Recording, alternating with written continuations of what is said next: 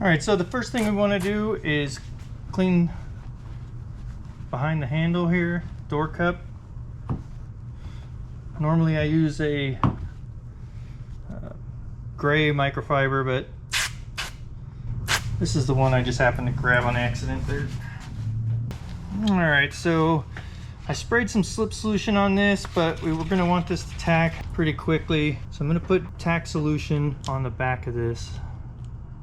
Then we're going to get that in place. Okay, perfect. We're going to take a squeegee, and what I kind of do with these is give them a little bend if they will bend. And then I'm going to squeegee up first.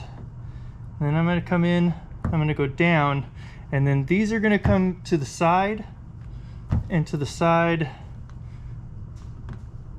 you know, and if that's up and to the side. So I'm trying to make sure that I come from the middle there,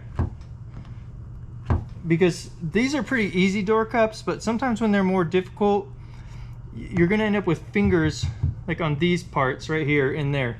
And so if you grab those and bring them to the corner, that's your best odds of getting them to go down.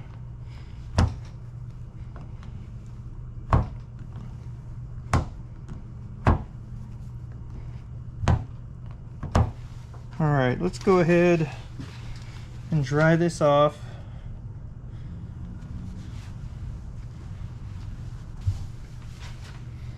All right, so what you want to do is just double check in here and make sure that you didn't leave any slip solution or the tack solution in there. And then make sure everything is down on the edges. If you have a finger there, you're going to need to take care of that right now. So at this point, we're done here.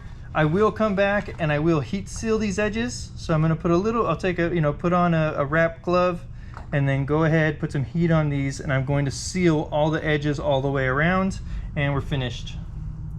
Terrific. Well, thank you for taking a look. If you found something helpful here, please like and subscribe, and we'll see you on the next one.